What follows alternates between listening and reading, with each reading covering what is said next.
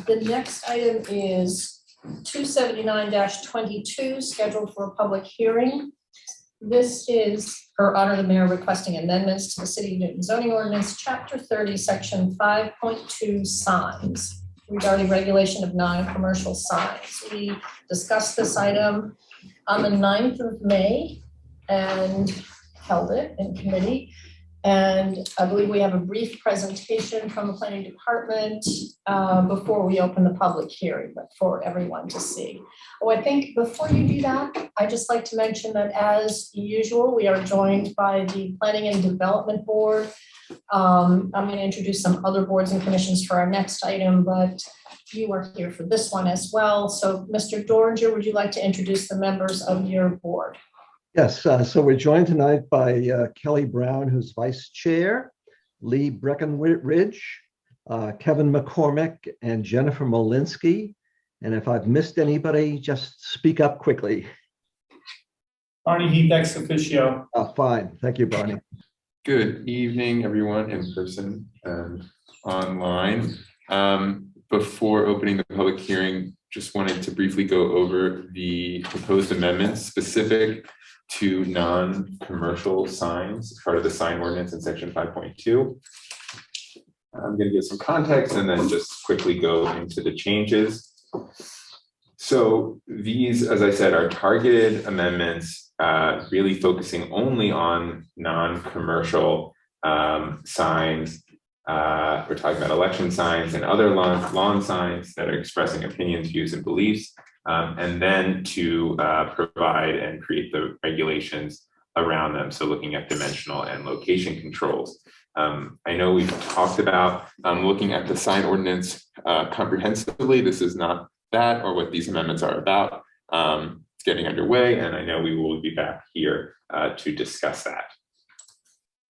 So quickly going through the red line changes, and this was part of the packet and this is part of the public hearing noticing, it's to add a definition of non-commercial signs, which would encompass things like election and yard signs. And so because of that, we would be deleting the definition for election signs.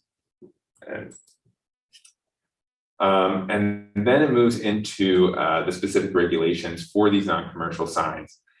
There was text related to yard, garage sale signs, as well as election signs. So we are proposing to delete that text.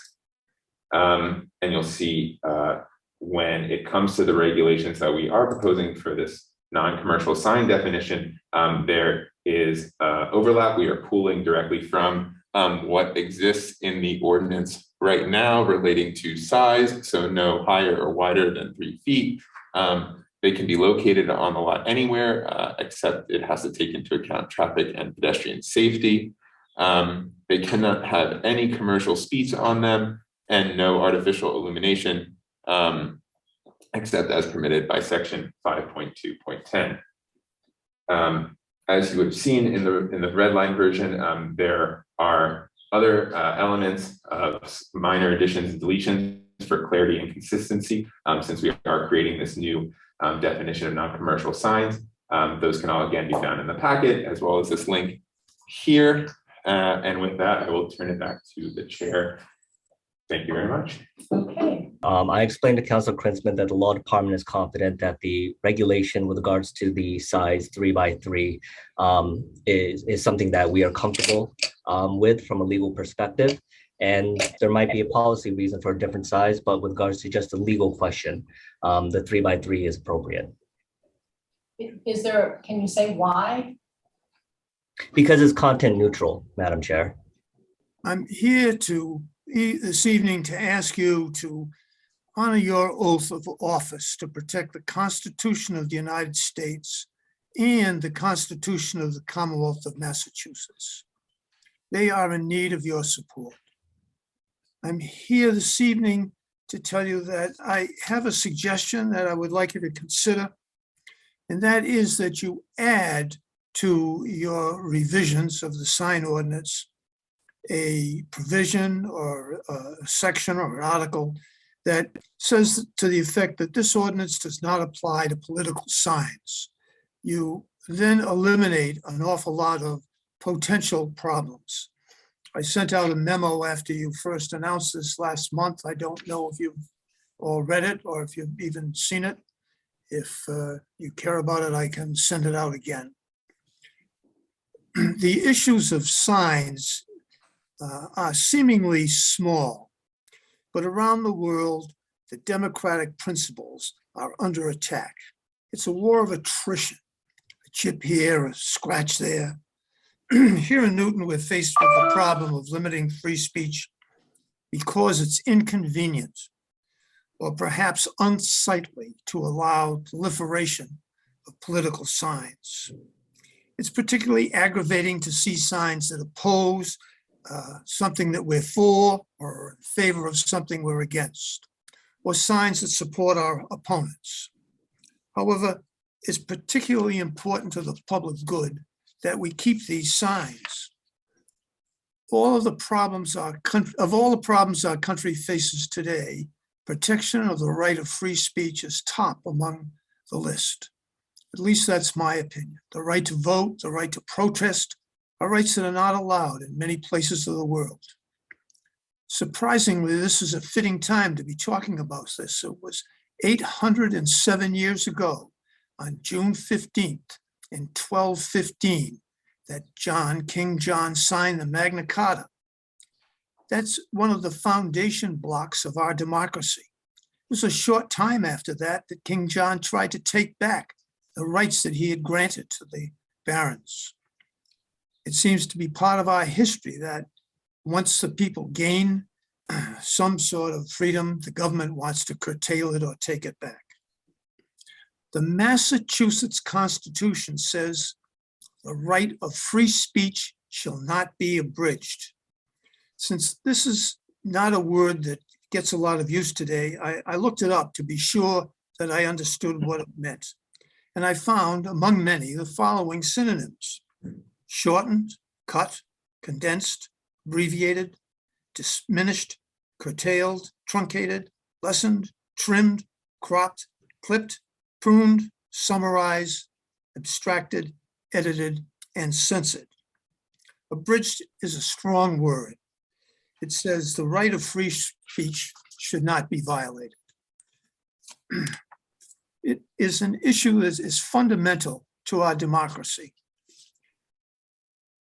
I ask you to seriously consider that there is a big difference between non-commercial signs and political right of free speech, what the courts have decided includes political signs. It's a very important thing, and it is something that most people don't have a great deal of concern about until they're concerned about it.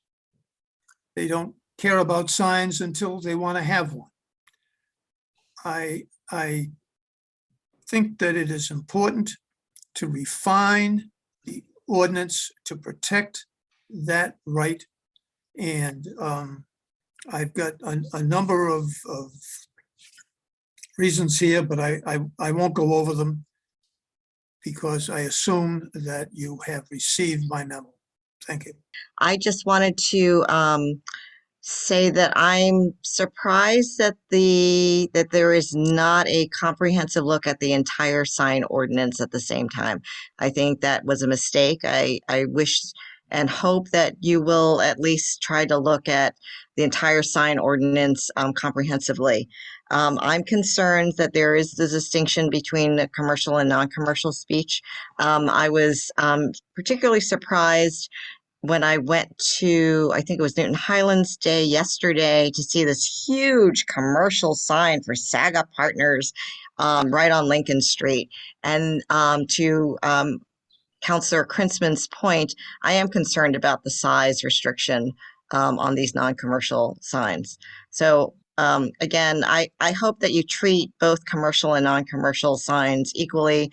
I think that the previous speaker's comments were very interesting, and the idea of exempting exempting political speech from the non-commercial speech aspect is an interesting thing to look at. So I hope that you will do that as well.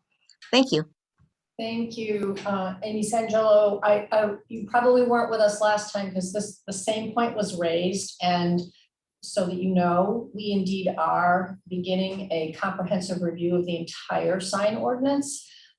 We felt that if we did it concurrent with this item, it would take too long to address the matter of free speech, which we felt we could handle discreetly and in order to be in sync with the law, essentially.